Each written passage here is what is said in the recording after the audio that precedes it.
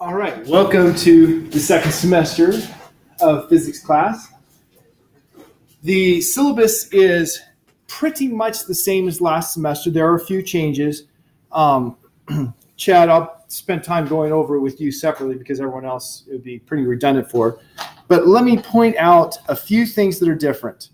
Number one is I took out the in-class problems. The goal for the in-class problems was for students to work together in different groups to learn how different people solve problems and to have the homework done before class, right? Because that way you don't have to carry over. It didn't seem to be accomplishing that goal, and if it's not accomplishing its pedagogical goal, there's really not a good reason to keep it in there. So I took out the in-class problems and added 5% to the homework.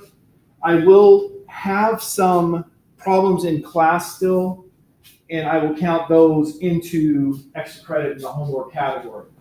So that's where that is gone. There still will be some class in problems, but it won't be homework problems. It'll just be like the end of class problems we were doing as part of that last semester. The scrapbook is the same. The homework is the same. The labs, it looks the same here. It's not the same because this semester there is a lab project. If you look in page 70 of the lab guide, it has all the details on the lab project. We'll break up into 3 different groups by lab time next week. So next Tuesday, you will need to have your group and the project you're going to do for your group. And so that's all there is for lab next week, is making sure you have your group and your project approved. Now, choosing the projects, in the lab guide, I have lists of projects that have been used in the last decade or so. And some projects are more difficult, some projects are easier. And you want to try to choose a project that is kind of in the middle.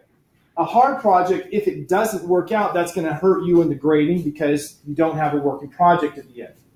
An easy project, that's going to hurt you in the grading because everybody, when they're analyzing, says, well, I worked really hard and you did virtually nothing.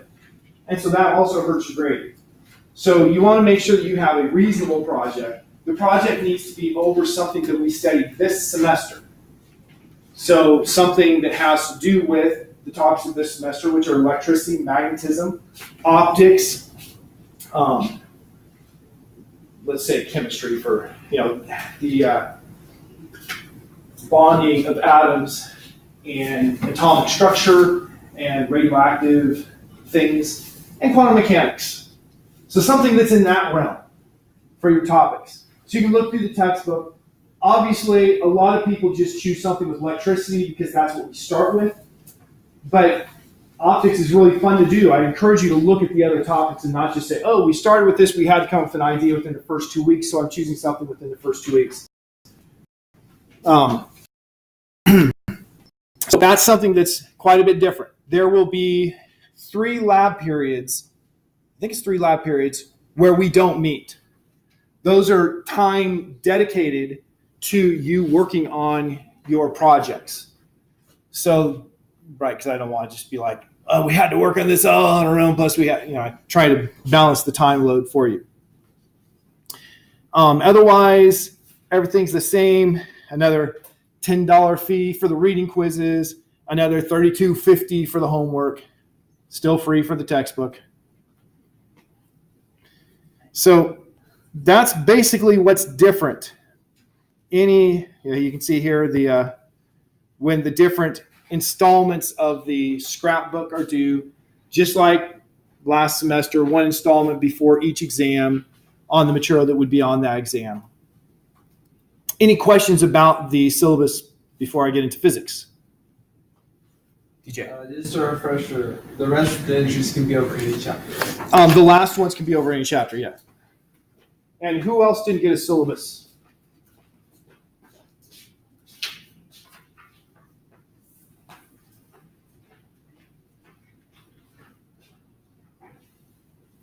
I thought you had a question for me. Yeah. Alrighty then, let's get on to talking about physics. So we are going to be I just had a new Microsoft Office installed yesterday, and I can't use my pen to move forward, so I have to stay more over here instead of walking around the classroom and going click. Get that fixed after class. So we're going to be talking about electricity. Yeah. And so basics of electricity. Electricity, as early as 600 BC, there was some knowledge about electricity. 600 BC, that's before Christ. Or if you want to remove Christ from your names, we call it BCE, before Common Era. Same thing. So it was known that charge, some kind of magical charge, could be accumulated by rubbing fur on amber. So that's why I have my fur here. And I have my, quote, amber, otherwise known as rubber. If I rub the fur on the rubber, not only will I make a mess, but we can make some weird things happen. So right now, nothing happens when I bring this up to that pith ball or when I bring it up to here. So let me rub it, and we're going to see. Anyone here a janitor? Okay, I'm not upsetting any of you directly. Tracy used to be, right? Yep. So now I'll bring it up here, and you see, just bring it up, it makes that little thing move. Ooh, look, it's kind of magical, right? And in fact, people used to believe that electricity and magnetism was really some kind of magic, especially magnetism. So this phenomenon is named for the Greek word for amber. The Greek word for amber, electron. So that's where we get the whole electricity name from. And so in 1729, materials were classified as either an insulator, like this, or a conductor, like this. It's easy to have a misconception about what these words mean. Oftentimes, people think insulator means that charge can't be added or taken away. That is not what insulator means. Insulator means that the charge can't move, or at the very least can't move very effectively. So insulator, this is an insulator. You clearly saw that when I rubbed it with the fur, it suddenly had some properties here. What happened when I rubbed it with that fur is that there was some transfer of charge between the fur and this rod. So the insulator had charge transfer either to it or away from it. So insulators can have charge, it just can't move. A conductor, metals are generally good conductors. A conductor, you put a charge on it, and the charge can move anywhere in the conductor. So conductor versus insulator has to do with the motion of the charge. Then we have Ben Franklin. Ben Franklin, great physicist, right? Anybody know what Ben Franklin did in physics? I mean, he did many things. Anyone know specifics? Okay, the kite thing. The kite thing. Now, the kite thing is one thing that is going to be part of tomorrow's lab. Of course, I don't want to just, leave you with nothing. The whole kite thing was to check to see if lightning was electrical in nature. And so the theory of the kite is that he had a kite with a metallic string. Why metallic? A conductor, so that charge could be conducted. And then he flew that kite so that lightning would strike the kite, and then having the conducting string, the charge would come down the string, and he had a little key hanging, and he would see an arc between the key and whatever the key was hanging above. That's the theory of that experiment. Now, as people will gleefully tell you, it clearly didn't work, because the way he had set up, he would have been killed if it had worked. But nonetheless, he did get an arc between the key, whatever, and established that the lightning was electrical activity. So that is one of Ben Franklin's famous experiments. Any others? Did he do the lightning jar? I don't know. I can't say no because I don't know. Well, other things he's famous for is the development of bifocals, glasses that have two different corrective powers, because as we'll learn later on when we talk about optics, You have people who have presbyopia to go along with their myopia.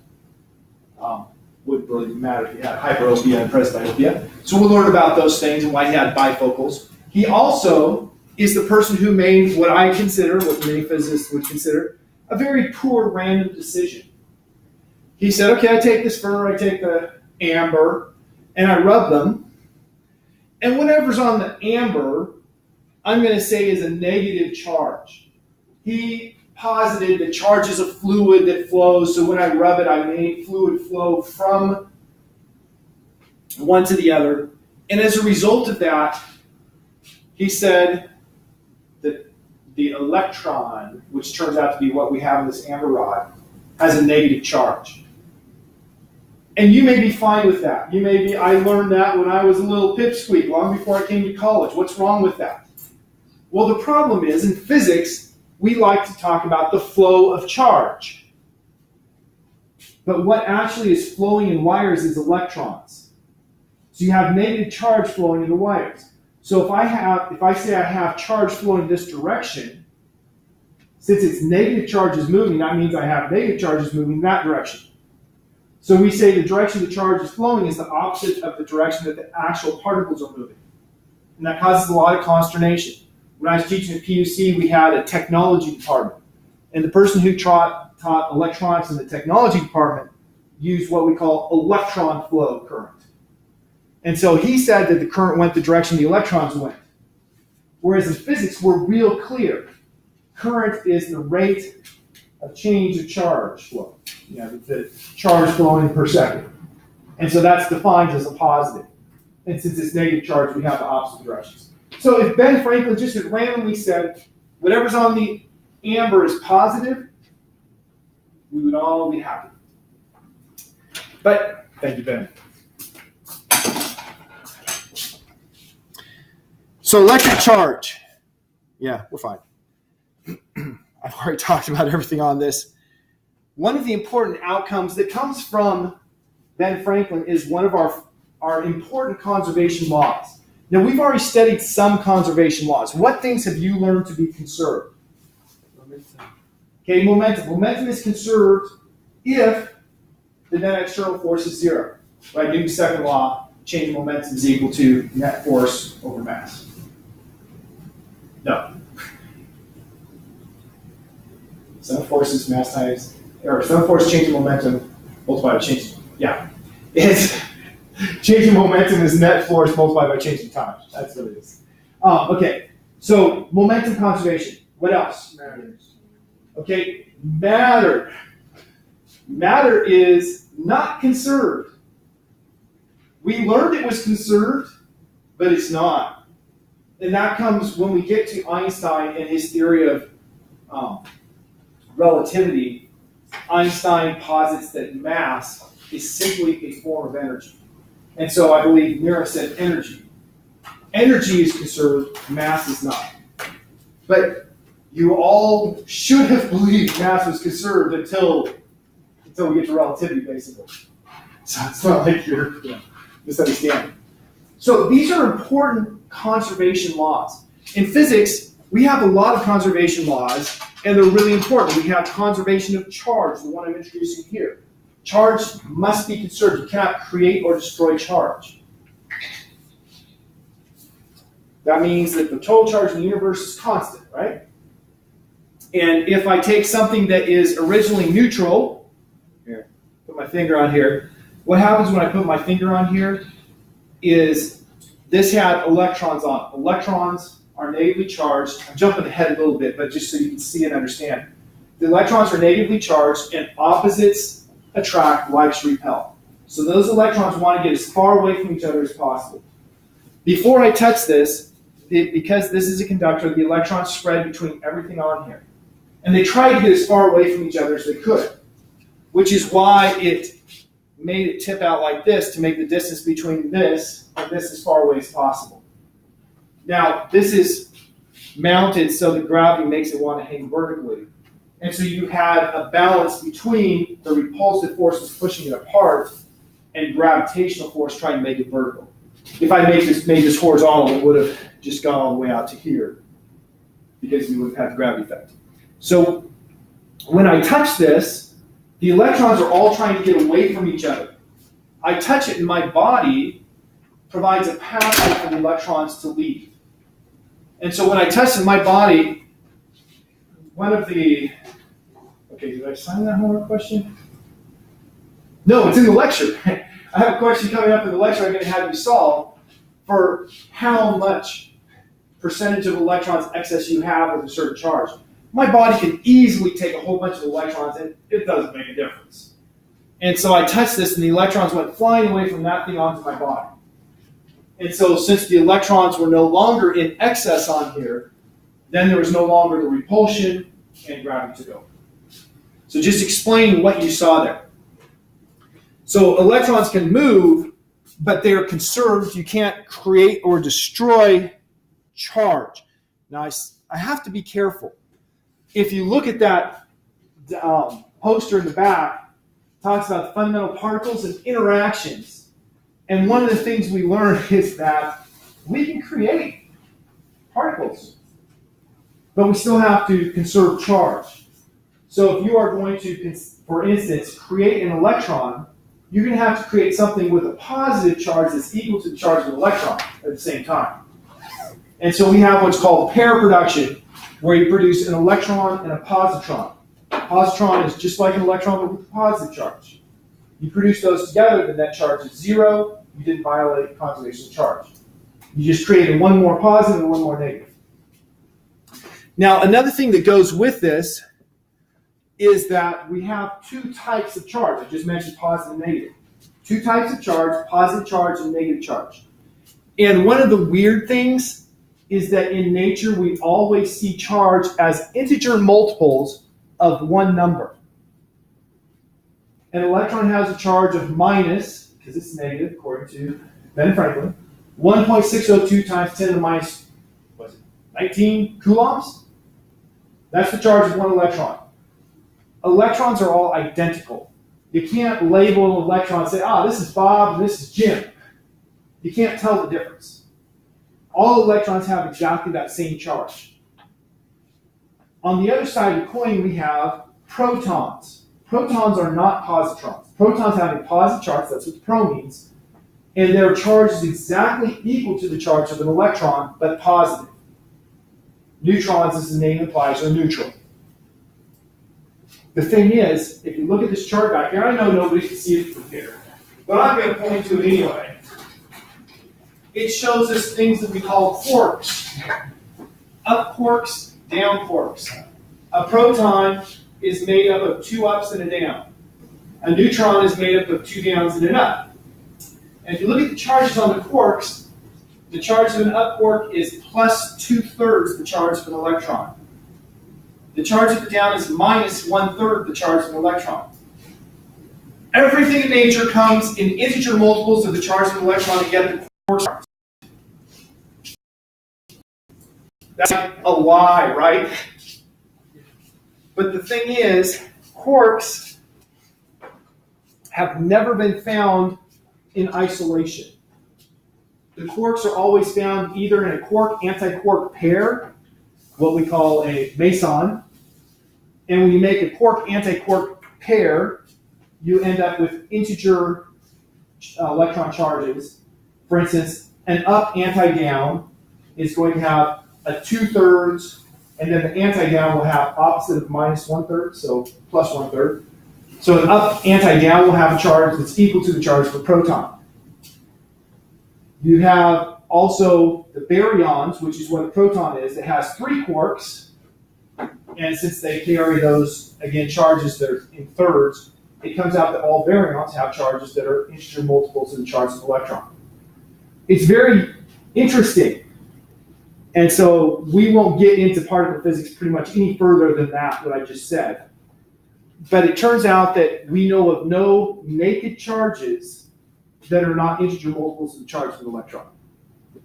Even though quarks, we believe, are not, they don't come naked.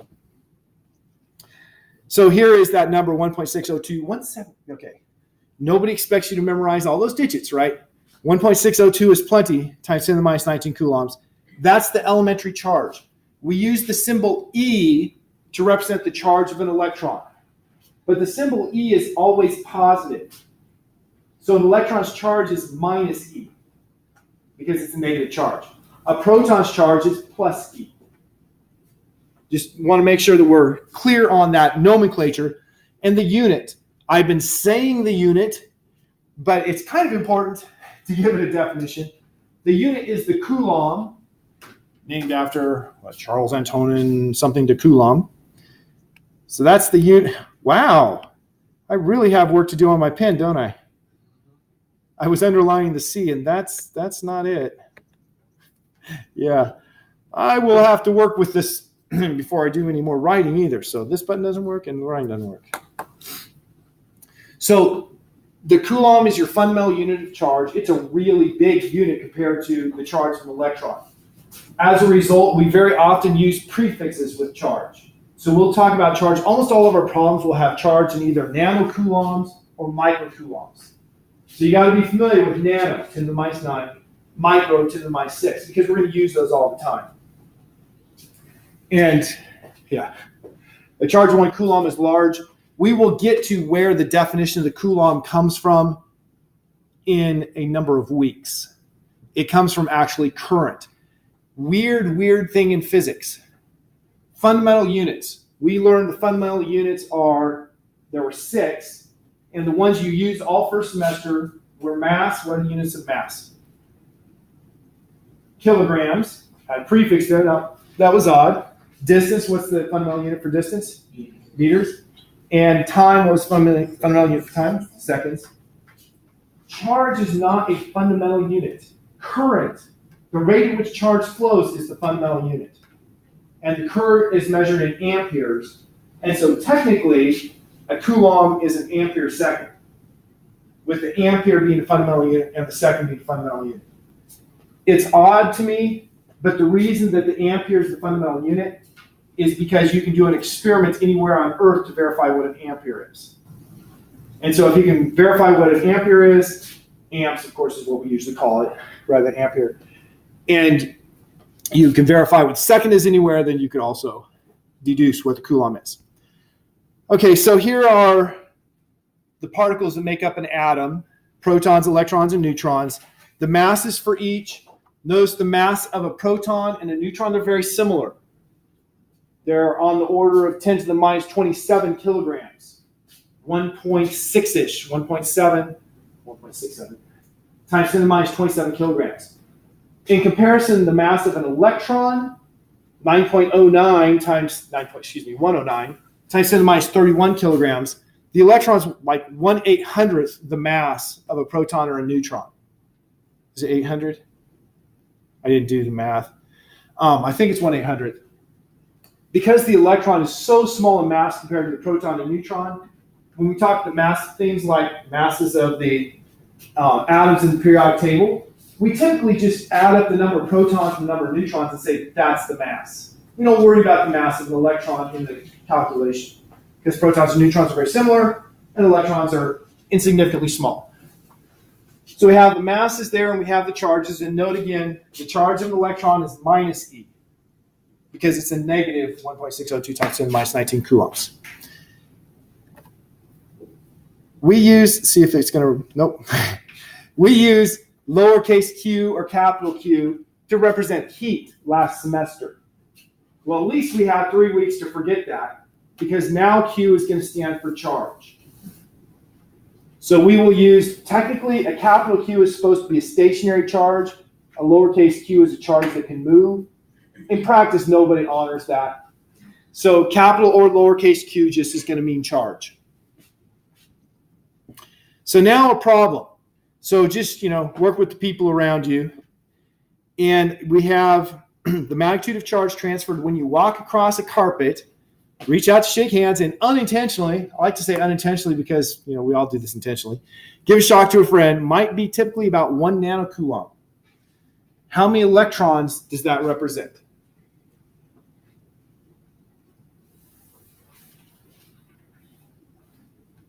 Yeah, you should probably just join. Let's see. What do we got? 3.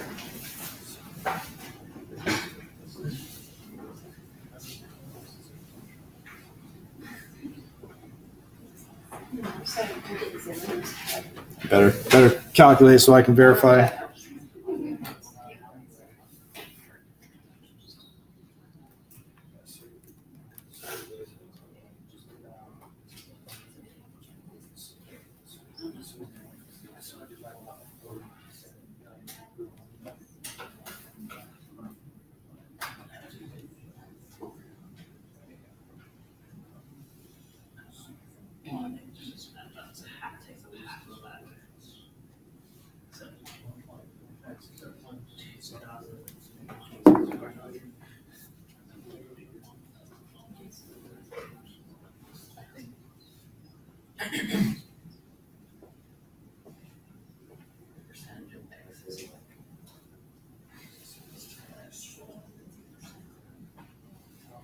You just worry about the first one now. Raise your hand when you have a number.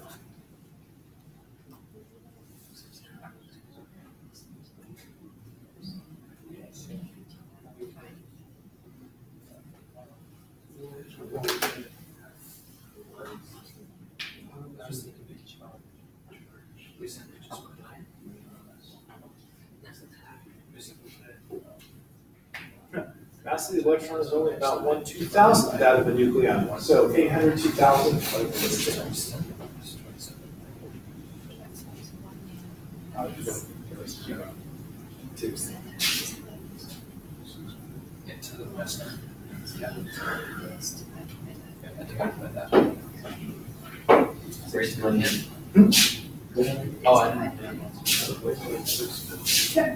Okay, so we'll have this group come up and Chad will show how this group did it. So given the problems that I've been having with the pin, we'll see if this works. I mean, I could have you do it on the syllabus page because here.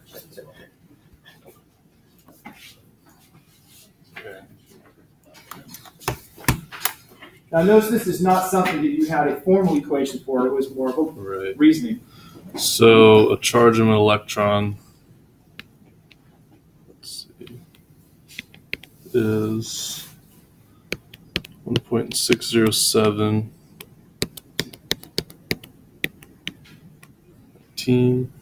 and then we were dealing with 1 nano Coulomb,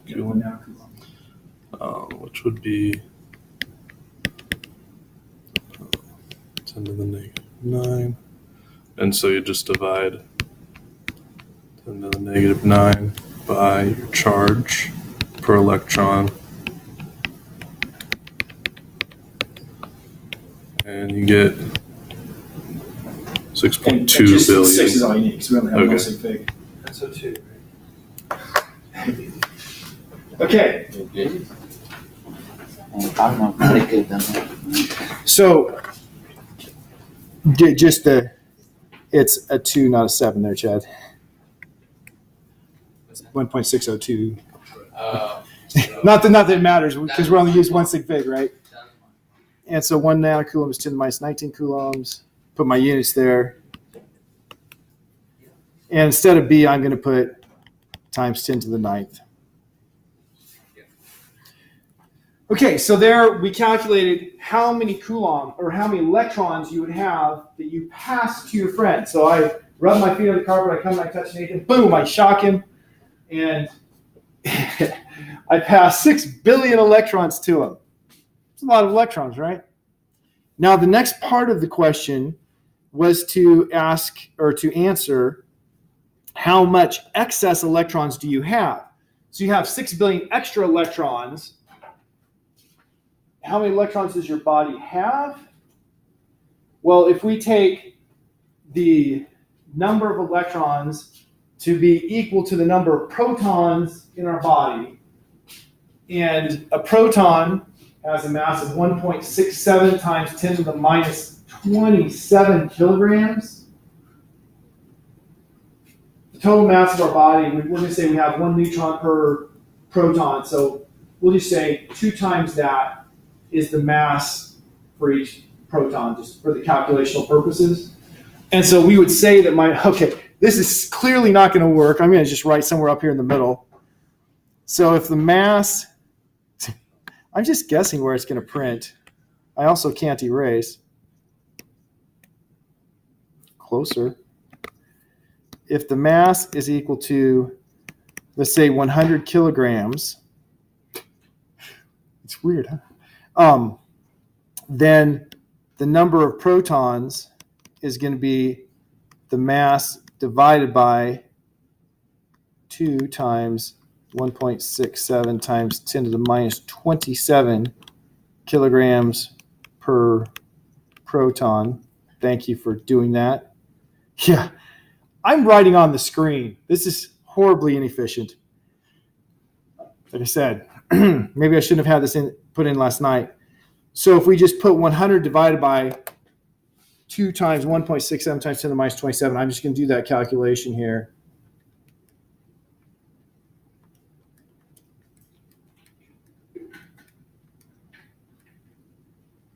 Whoops. I got a J in there. 1.67 second E to the minus 27. That gives us approximately 3 times 10 to the 28 electrons in our body. 3 times 10 to the 28 electrons, 6 billion compared to that, really insignificant. Yeah. So did you just assume the 100 kilograms or? Yeah, that was taking a 100 kilogram person. You're obviously less, I'm more. If we take the average of you and me, we might be close.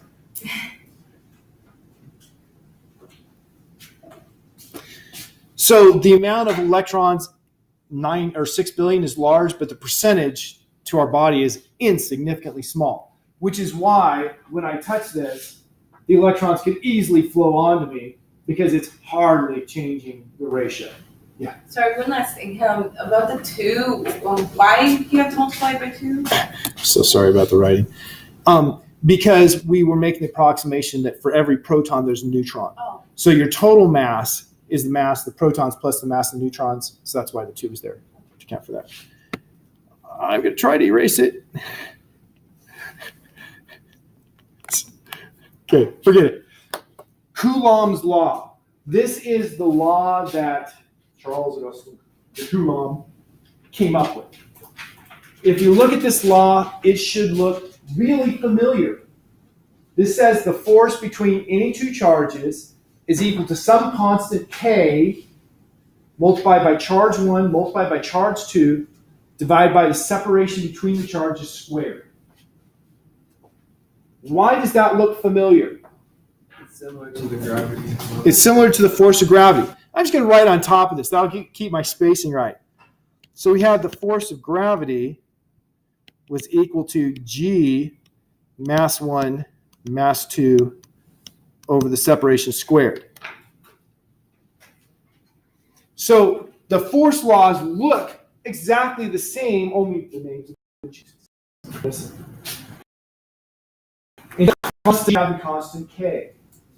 Instead of the gravitational charge M, we have the electric charge Q. The gravitational charge M, the mass, is the number that tells us how strong the force of gravity is going to act.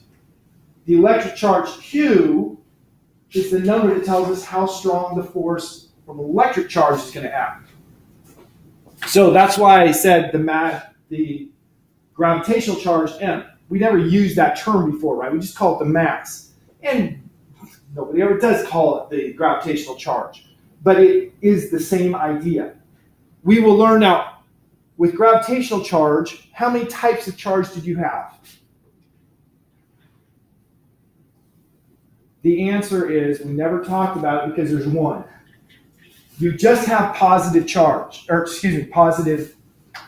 I'm sure I said this sentence all wrong. I don't want to listen to the recording.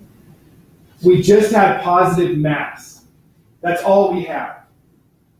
So it was just one kind. We call that, unipolar or something like that. With electric charge, we have 2 types, positive charge and negative charge. So it's more complicated. When we get to magnetic, we'll find that we once again have 2 types of charges, and we'll call them north and south, so that we don't get them confused with positive and negative that we use for electric charge. when you talk about those quarks, you have what we call the color charge. And there are 3 color charges. Hence, they chose red, green, and blue and called it color because there's 3 primary colors, because you have 3 cones in your eye. So we have something that is, while the equation looks almost exactly the same as gravitational force, there is a fundamental difference because you have 2 types of charge. And that introduces our law that like charges repel and opposites attract. So like charges, that means a positive and a positive are like. A negative and a negative are like. So a negative will repel a negative, a positive will repel a positive, but a negative will attract a positive. And the strength of the force is given by this equation. So when you're working with this equation, I strongly recommend you simply calculate the magnitude of the force. Throw out the signs. Calculate the magnitude of the force. So you calculate K times Q1 times Q2 divided by R squared. And then use your brain and the knowledge that opposites repel and likes attract to determine the direction of the force. So given the problems I'm having with the stylus and using Microsoft, I'm going to go back to this and just insert a page. I think it's this one. Page manipulation. Insert. Heck, let's insert a few pages just to be sure I cover everything I need. All right, so let's say that I have 2 charges. Right, the pen works fine in this app. It's just PowerPoint that doesn't. So there's Q1. There's Q2. And I want to find the force between these. The things I need to know are the values. Q1 equals, so I'm just going to make up a number, 1.0 nanocoulombs. Q2 is equal to minus 2.5. I'll put nanocoulombs again. So I have the 2 charges. Then I need to know the separation.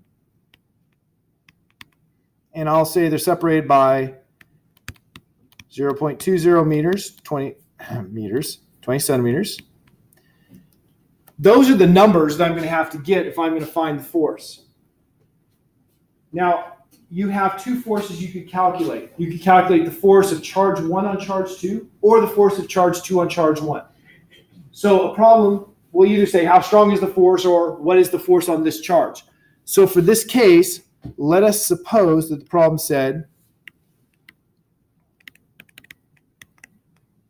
what did I do? Okay, I've never split screen before. Apparently it can happen randomly.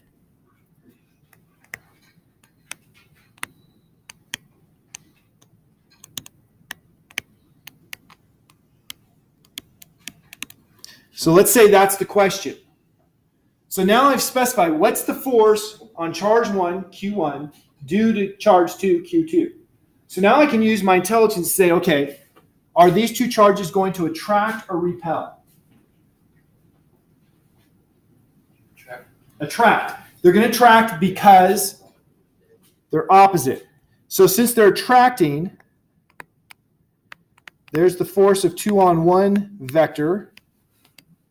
There's the force of 1 on 2 vector, and I was asked to find this one.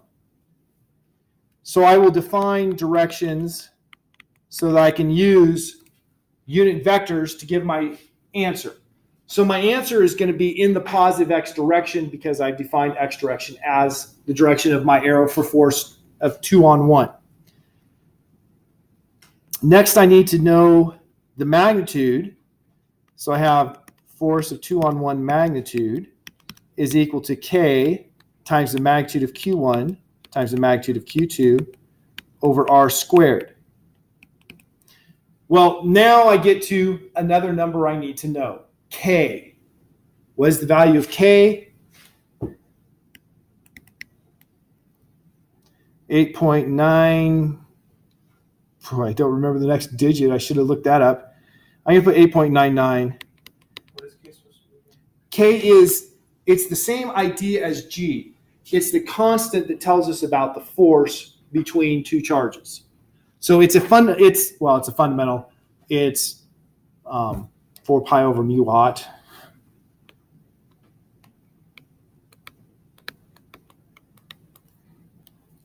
So I believe it's 8.98 something times 10 to the 9th Newton meters squared per Coulomb squared. And then I have to multiply by the magnitude of the first charge, 1.0 times 10 to the minus 9 coulombs.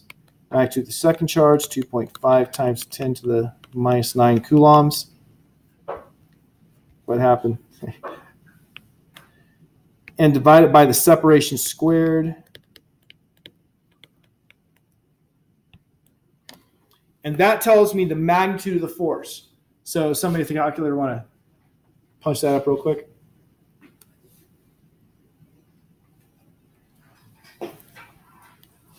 So because it's a magnitude, you don't include the negative. That's correct. That's correct. I did not include the minus sign because I'm only looking for the magnitude.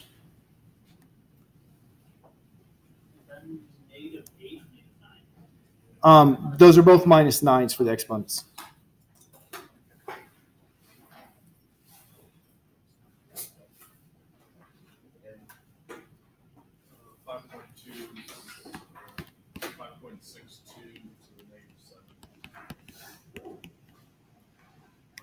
So we have 5.62 times 10 to the minus 7 newtons. And now, since it's a vector I'm looking for, my final answer would be the force of 2 on 1 vector is 5.62 times 10 to the minus 7 newtons in the x direction. So, Chad, I don't know if you're used to seeing that for the unit vector. That's how the hat means magnitude of 1, and then the x direction is for the x's. So there I've calculated what the force will be on Q1 due to Q2. What if instead I asked, what's the force on Q2 due to Q1? It would be exactly the same, but in the opposite direction, the negative x direction. Because these are a Newton's second law or third law pair, right? The force of one on the other has to equal the force of the other on the first. So that's not so hard, really.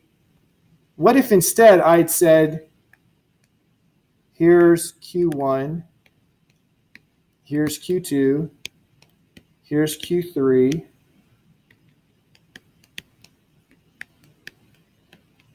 actually let me call that A instead of R just to avoid.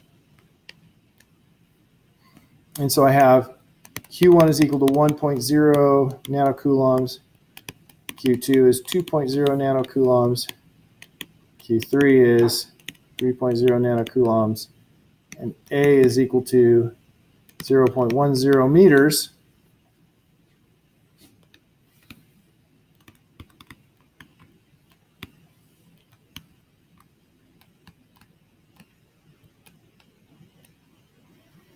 Let's make life easy.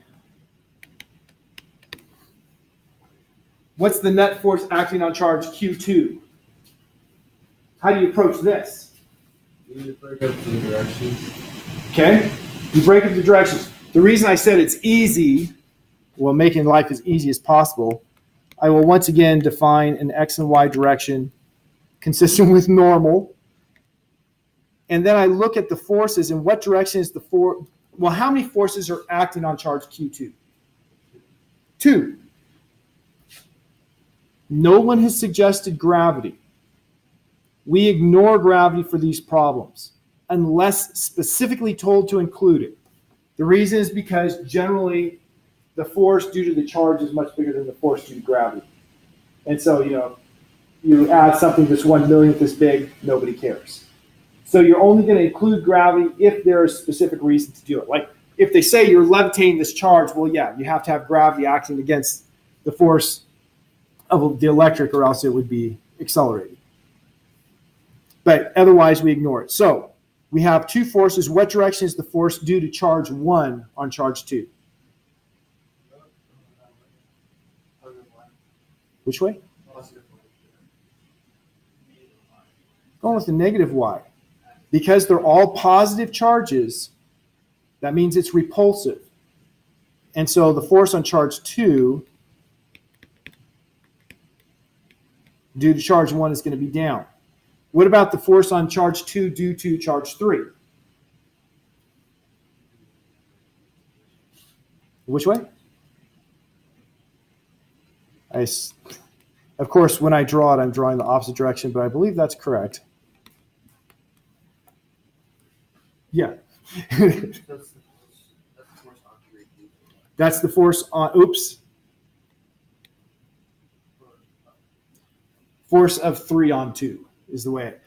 Your subscripts, you just need to make sure they make sense to you. So I use force of 3 on 2 for my subscript. You could have said force on 2 by 3. As long as you're consistent, you're going to be fine. Those are just your personal naming conventions. F32 and F12. Well, F12 is the force of charge 1 on 2. F32 is force of charge 3 on 2. Like, how does someone know that you're saying F on 2 and not F12? Oh, they don't. It's my naming convention. I can choose it. I just want to make sure I'm consistent so I don't screw it up. Okay, so we have those two forces. And so we would calculate each of those forces like we did before, and then we have to add the components. And so we have, and I saw Chad churning away with the calculator, so I'm guessing you already have numbers for me. Is that right, Chad?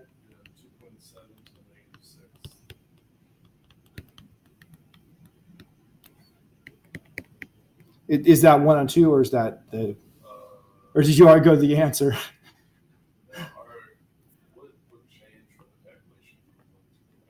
Okay, so let's just go through and I'll write out the equations.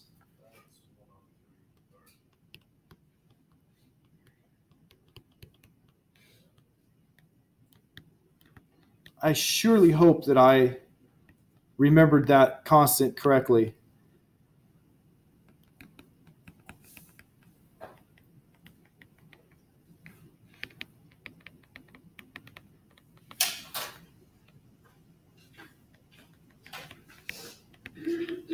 Okay, so there I put charge 1 times charge 2 divided by the separation squared. And then for 3 on 2,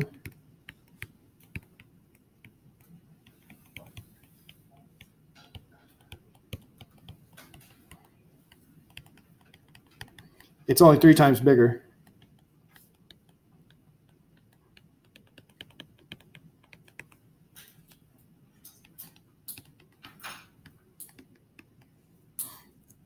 And so we have those two values to calculate. And then to put them together, we have to add them as vectors. So we have one of them is in the negative x direction, one's in the negative y direction. You would have to use your tangent to determine what the angle is. I'm going to stop with the calculations here. I am going to go back and make sure what that constant is before I close things up. Extra shame. I don't have the constant written in my lecture here. It's 8.987. Okay, good. Times 10 to the 9th? Times 10 to the 9th. Okay. I just wanted to make sure that I didn't, this is how you do it, except for use completely different numbers is not what I wanted to have. Next lecture period, we'll talk about polarization. We won't shock the bejesus out of ourselves today because we're out of time. But this here's the Van Graaff generator that we're going to use extensively for lab tomorrow. And I have it taken apart so you can see what it is as you're walking out. Any questions before we depart for today? What stuff do we do? Okay, what stuff do we need to do? I once again don't have a pre-lab quiz for the first lab. Just I think people would miss it too often. But there will be a homework assignment due on Wednesday. And there is a reading quiz due on Wednesday before class. So reading quiz and the expert Yes. Lydia. Do you have a new course code for expert TA and OpenStaff? Yes, you do. Where do we find that? They're in the syllabus. Easiest thing, I don't have the Moodle page all set up yet. When I put it on Moodle, you can just click the link in the syllabus. And I will make a separate link as well. All right. Have a great day.